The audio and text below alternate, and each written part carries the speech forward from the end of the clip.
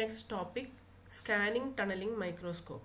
We have already discussed the phenomenon tunnel effect. അപ്പോൾ അതിൻ്റെ ഒരു അപ്ലിക്കേഷൻ പോലെയാണ് സ്കാനിങ് ടണലിംഗ് മൈക്രോസ്കോപ്പ് നമുക്ക് വരുന്നത്. This was invented in 1981 by Gerd Binnig and Heinrich റോറർ.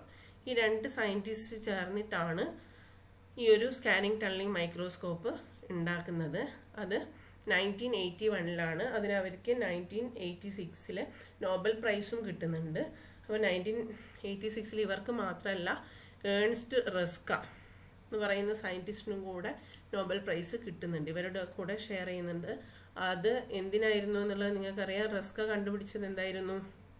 Electron microscope. അത് നമ്മൾ ഓൾറെഡി ഡിസ്കസ് ചെയ്തതാണ്. അപ്പോൾ ഇതാണ് സ്കാനിങ് ടണലിംഗ് മൈക്രോസ്കോപ്പിൻ്റെ ഒറിജിൻ പറയുന്നത്. അപ്പോൾ എന്താണ് നോർമലി ഇതിൽ നിന്ന് പറയുന്ന പേരിൽ നിന്ന് തന്നെ നിങ്ങൾക്ക് മനസ്സിലാകുന്നുണ്ടാവും ആ ഒരു ടണൽ ഇഫക്റ്റാണ് ഈ ഒരു മൈക്രോസ്കോപ്പിൻ്റെ വർക്കിങ്ങിന് യൂസ് ചെയ്തിരിക്കുന്നത്. The ability of electrons to tunnel through a potential barrier is used in an ingenious way in the scanning tunnelling microscope. അപ്പോൾ ഇത് മെയിനായിട്ട് യൂസ് ചെയ്യുന്നത് to study surface on an atomic scale of size. അത്രയും precise ആയിട്ട് atomic scale of സൈസിൽ സർഫസസിനെ കുറിച്ച് detailed ആയിട്ട് സ്റ്റഡി ചെയ്യാൻ വേണ്ടിയിട്ടാണ് ഈ ഒരു STM സ്കാനിങ് ടണലിംഗ് മൈക്രോസ്കോപ്പ് മെയിനായിട്ട് യൂസ് ചെയ്യുന്നത്. അതിൻ്റെ മെയിൻ കമ്പണൻറ്റ് എന്ന് പറയുന്നത് എ മെറ്റൽ പ്രോബ്. അതിൻ്റെ ഫിഗറാണ് ഇവിടെ കാണിച്ചിരിക്കുന്നത്. A metal probe with a point. So find that its tip is a single atom is brought close to the surface of a conducting or semi conducting material. അപ്പോൾ ഈ tip എന്ന് പറയുന്നത് അത്രയും narrow ആണ്. ഓരോ പോയിന്റ് അറ്റോമിക് സൈസിൽ വരുന്ന ടിപ്പാണ് ഇതിൻ്റെ പ്രോബിൻ്റെ വരുന്നത്. അപ്പോൾ അത്രയും പ്രിസൈസ് ആയിട്ട് നമുക്ക് അതിൽ നിന്ന് എന്ത് കണ്ടുപിടിക്കാൻ പറ്റും? സർഫസിനെ കുറിച്ച് സ്റ്റഡി ചെയ്യാൻ പറ്റും. അപ്പോൾ ഇതിൽ നോർമലി ഒരു ഇലക്ട്രോണിന് ഈ ഒരു ടിപ്പിൽ നിന്ന് എസ്കേപ്പ് ചെയ്യാൻ ലൂസ്ലി ബൗണ്ട് സിസ്റ്റം ആറ്റം ആണെങ്കിൽ പോലും, ഇലക്ട്രോൺസ് ലൂസ്ലി ബൗണ്ട് ആയിട്ടുള്ള ആറ്റം ആണെങ്കിൽ പോലും അതിൽ നിന്ന് എസ്കേപ്പ് ചെയ്യാൻ വേണ്ടിയിട്ട് സെവറൽ ഇലക്ട്രോൺ വോൾട്സ് എനർജി ആവശ്യമുണ്ടാവും. പക്ഷേ ഇവിടെ നമ്മൾ സർഫസിനും പ്രോബിനും ഇടയിൽ ഒരു നിയർലി 10 മില്ലി വോൾട്ടൊക്കെയാണ് സപ്ലൈ ചെയ്യുന്നത്, വോൾട്ടേജ് സപ്ലൈ ചെയ്യുന്നതെങ്കിൽ കൂടെയും എന്ത് സംഭവിക്കും? ഇലക്ട്രോൺസ് അതിൻ്റെ ഇടയിൽ ടണൽ ത്രൂ ദി ഗ്യാപ്പ്. അപ്പോൾ അതിൻ്റെ ഫലമായിട്ട് നമുക്കൊരു ഇലക്ട്രോൺ കറണ്ട് കിട്ടും. ആ കറണ്ടാണ് നമ്മൾ ഇതിൽ സ്റ്റഡിക്ക് ഉപയോഗിക്കുന്നത്. അപ്പോൾ പൊട്ടൻഷ്യൽ എന്ന് പറയുന്നത് 10 മില്ലി വോൾട്ട്, ആ ഒരു റേഞ്ചിലുള്ള ഒരു വോൾട്ടേജ് മാത്രമേ നമ്മൾ അപ്ലൈ ചെയ്യുന്നുള്ളൂ. എങ്കിൽ കൂടെയും ഇലക്ട്രോണ് ആ ഒരു ഗ്യാപ്പിലൂടെ ടണൽ ചെയ്ത് പോവുകയാണ് ചെയ്യുന്നത്. അപ്പോൾ നമ്മൾ തൊട്ട് മുമ്പേ ടണൽ ഇഫക്റ്റ് ഡിസ്കസ് ചെയ്ത സമയത്ത് നമ്മൾ ഡിസ്കസ് ചെയ്തിരുന്നു അവിടെ ട്രാൻസ്മിഷൻ പ്രോബബിലിറ്റി എന്ന് വെച്ച് കഴിഞ്ഞാൽ ആ ഒരു ബാരിയറിന് അക്രോസ് പാർട്ടിക്കിളിന് മൂവ് ചെയ്യാനുള്ള പ്രോബബിലിറ്റി എന്ന് പറയുന്നത് that is proportional to e⁻⁻L ആണ്. ശരിക്കും പറഞ്ഞാൽ ട്രാൻസ്മിഷൻ പ്രോബബിലിറ്റിൻ്റെ ഇക്വേഷൻ നമുക്ക് വരുന്നത് e⁻²k2L. K2 എന്താണെന്നൊക്കെ നമ്മൾ അവിടെ ഡിസ്കസ് ചെയ്തതാണ്. അതിൽ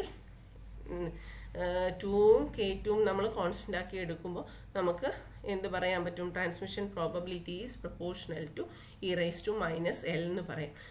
L is the gap width. അപ്പോൾ ആ ഒരു Lൽ ഗ്യാപ്പ് വിഡ്ത്തിന് ചെറിയ ഒരു ചേഞ്ച് ഉണ്ടാവുമ്പം തന്നെ ഒരു ഡിറ്റക്റ്റബിൾ ചേഞ്ച് എന്തിലുണ്ടാവും? ടണലിംഗ് കറണ്ടിൽ ഉണ്ടാവും. അതാണ് നമുക്ക് ഈ ഒരു ഇക്വേഷൻ വെച്ചിട്ട് മനസ്സിലാവുന്നത്. What is done is to move the probe across the surface in a series of closely spaced back and forth scan.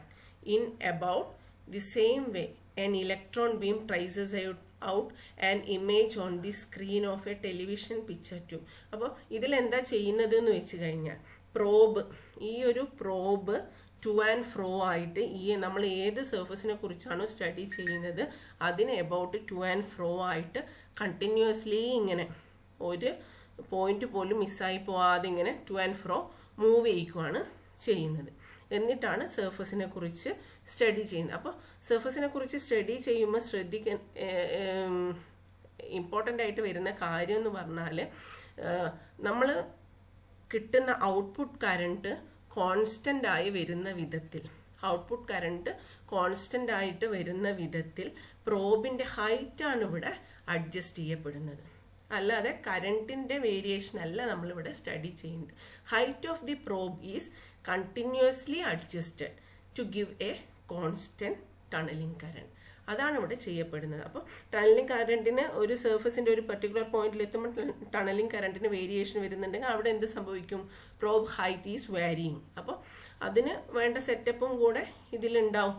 അപ്പോൾ and the adjustment are recorded so that a map of surface height versus position is built up. അപ്പോൾ എന്താണ് അങ്ങനെ വാരി ചെയ്തിട്ട് നമ്മൾ study നടത്തുന്ന സമയത്ത് എന്തൊക്കെ തമ്മിലാണ് നമുക്ക് മാപ്പ് ഡ്രോ ചെയ്ത് കിട്ടുന്നത്? സർഫസ് ഹൈറ്റും പൊസിഷനും തമ്മിലുള്ള ഒരു ഒരു ഗ്രാഫാണ് നമുക്ക്, അല്ലെങ്കിൽ മാപ്പാണ് നമുക്ക് പ്ലോട്ട് ചെയ്ത് കിട്ടുന്നത്.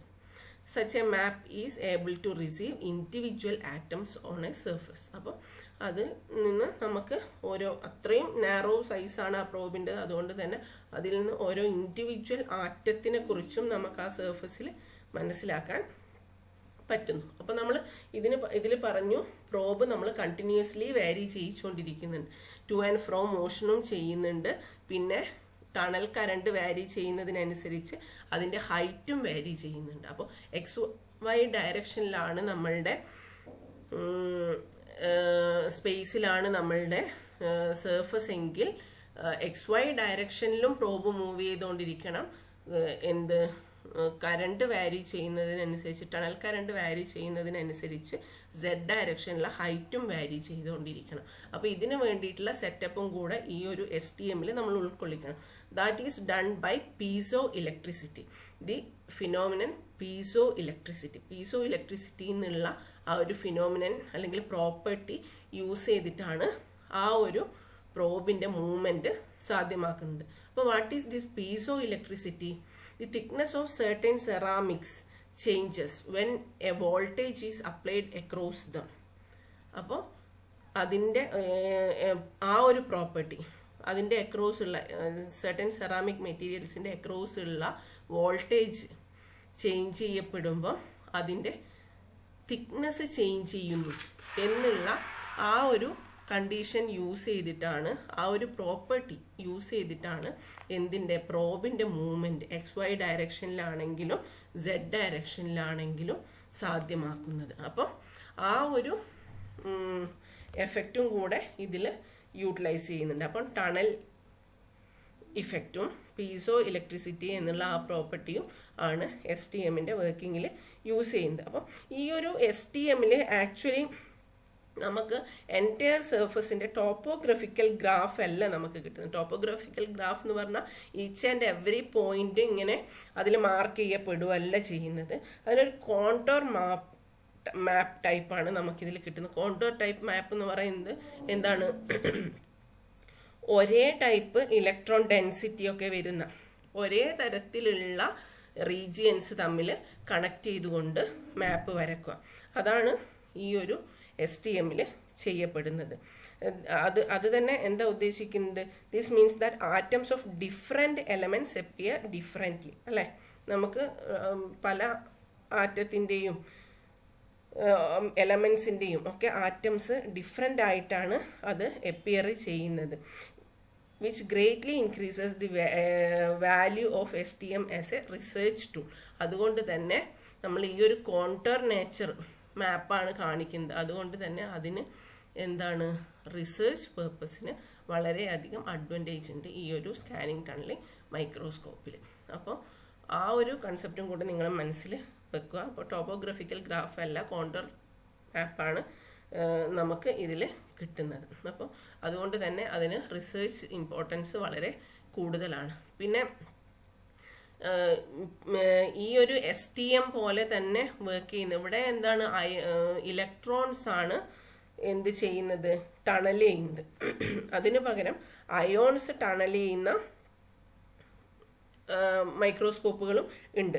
അറ്റോമിക് ഫോഴ്സ് മൈക്രോസ്കോപ്പ്, AFM എന്ന് പറയുന്നത്. അപ്പോൾ അങ്ങനെ ഡിഫറെൻറ്റ് ടൈപ്പ് ഈ ഒരു കൺസെപ്റ്റ് വെച്ചിട്ട് ഉള്ള മൈക്രോസ്കോപ്പുകളും പിന്നീട് ഡെവലപ്പ് ചെയ്യുന്നുണ്ട്. അപ്പോൾ ഇതാണ് സ്കാനിങ് ടണലിംഗ് മൈക്രോസ്കോപ്പ് എന്ന് പറയുന്നത്. ഇതിൻ്റെ വർക്കിംഗ് എങ്ങനെയാണെന്നുള്ളത് ഒന്ന് മനസ്സിലാക്കി പഠിക്കുക.